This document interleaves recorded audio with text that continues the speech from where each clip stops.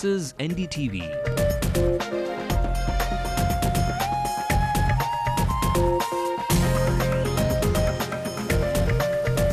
And you're watching NDTV Hindu.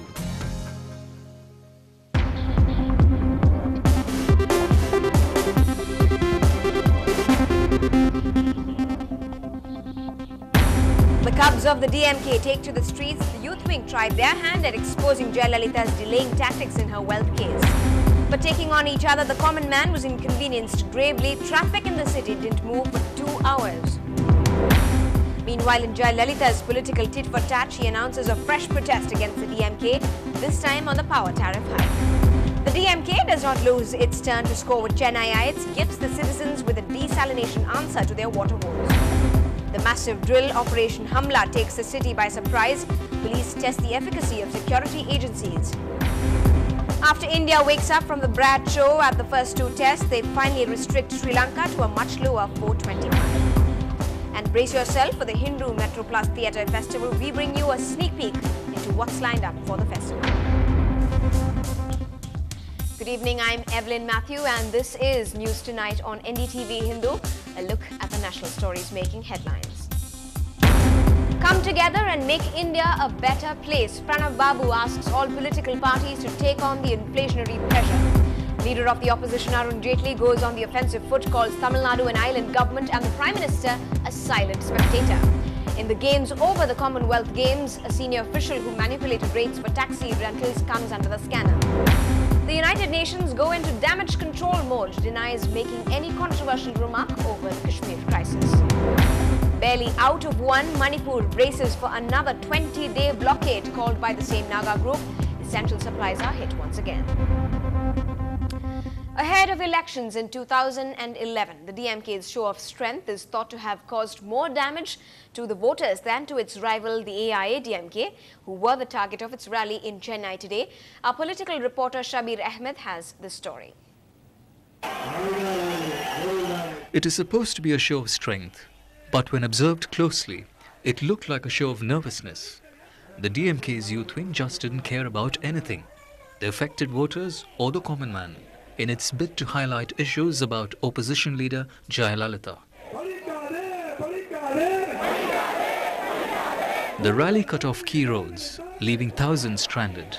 But the organizers did not appear concerned about that.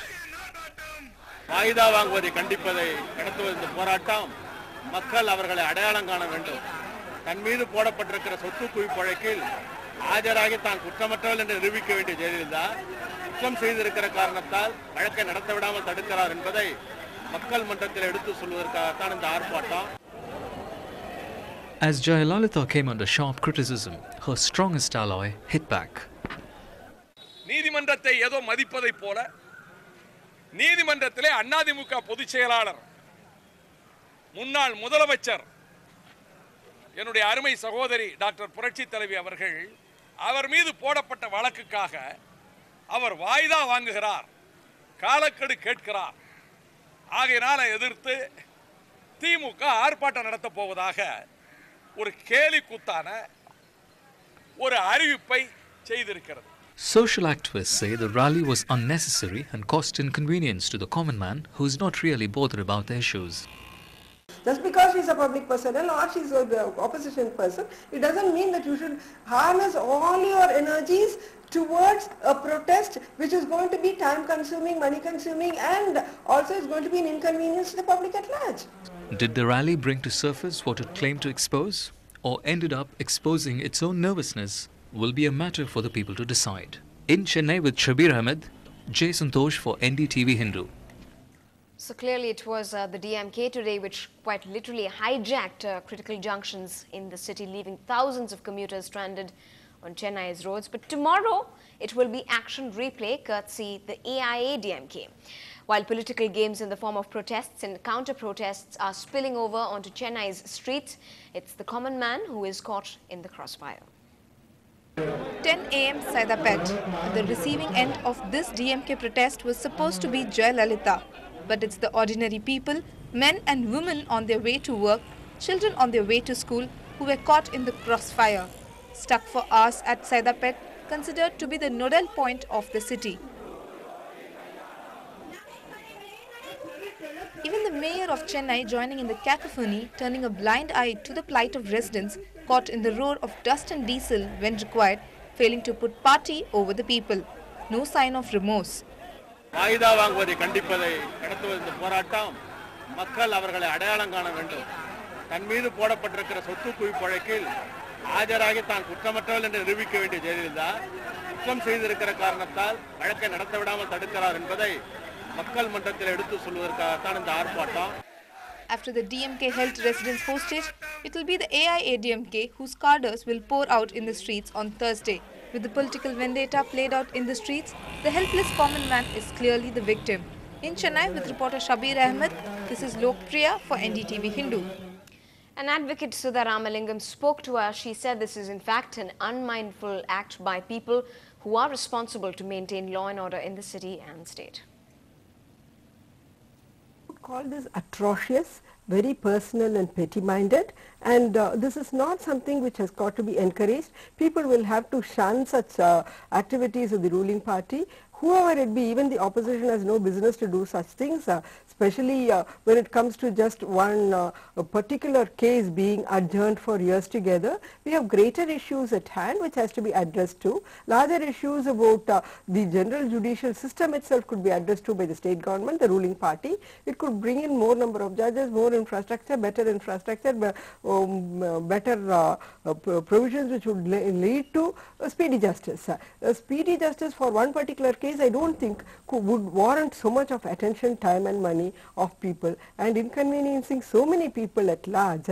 People who even would be going to the doctors to see their doctor for an appointment or anything else are being inconvenienced. It shows that the ruling party has absolutely no regard for the people and they are only petty-minded. Meanwhile, in the latest salvo fired by the AIADMK General Secretary Jayalalitha, she said that her party would protest against power tariff hikes in Chennai tomorrow. She strongly condemned the recent electricity rate hikes and said it would only add to the burden of the people. The state of Tamil Nadu is fast turning into the manufacturing hub of the country, with various companies betting big on the state. Earlier today, Videocon signed a mammoth 1,500 crore rupee MOU in the presence of the Chief Minister for setting up a colour television manufacturing plant in the Sivagangai district. A tyre manufacturing plant is also headed for the state, with JK Tyres committing to another colossal investment of about 1,500 crore rupees. The Indian Oil Corporation too is positive about the opportunities available and signed another MOU for setting up an LNG plant in the Ennore district. Now, if you remember the year 2003, that was when Chennai was hit by severe scarcity of drinking water. Now, a city of almost 7 million people, it is one of the most water-stressed cities of India. But while the population grows, the amount of water they need is dwindling. Now, the government has got its strategy right by shedding its over-reliance on rains and rivers and desalinating water from the sea. Here's NDTV Hindu's report from Ground Zero, a symbol of the past, and from the desalination plants, a symbol of the future. This channel was opened in 1996 to bring water to Chennai from River Krishna. But now it's been reduced to a trickle. Poor monsoons and illegal diversions by farmers means very little reaches Chennai.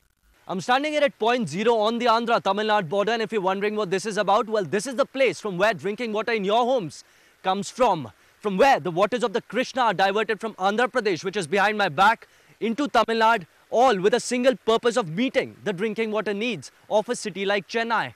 Now, arrangements like these, however successful they might be, may not be enough to meet the growing water needs of a city like Chennai, whose population figures are multiplying by the day.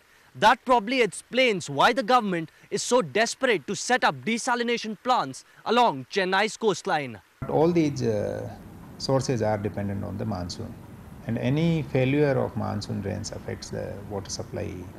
Chennai's main water sources, the reservoirs in Pundi, Chembrabakam and Cholavaram, along with the Red Hills Lake, are hardly in a position to meet Chennai's demand for water, which has already reached 600 million litres a day.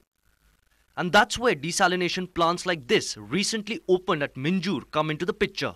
Given the vagaries of the monsoon and the unpredictability of interstate river water flows, desalination is the way forward. One more is coming up at Nemeli on East Coast Road, which will further augment the city's supply by 100 million litres a day. We have planned these desalination plants primarily to drought-proof the city and also to supplement the water supply. The Tamil Nadu government led by Chief Minister M. Karunanidhi is leaving no stone unturned to secure the drinking water needs of Chennai. Karnataka is posing problems in sharing water from River Kaveri, and poor monsoon is doing this to the water from Andhra Pradesh. That means Chennai will continue to be water stressed. So the government's logic is simple. If not the rivers or the rains, then reach for the seas. Sai Manish for NDTV Hindu. Now, if you were stopped and asked for your identity by the city police last night on the roads of Chennai, well, it was a 48-hour drill by the police that was set in motion to check the effectiveness of their plans to manage a terrorist attack. Our crime reporter Salim tracked this trail. Codenamed Operation Hamla, the mock operation was aimed at tracking and flushing out terrorists who are on their way to attack specific targets in Chennai. A team of police commandos posed as terrorists, but their targets or time of attack were not disclosed to the police units deployed to intercept them.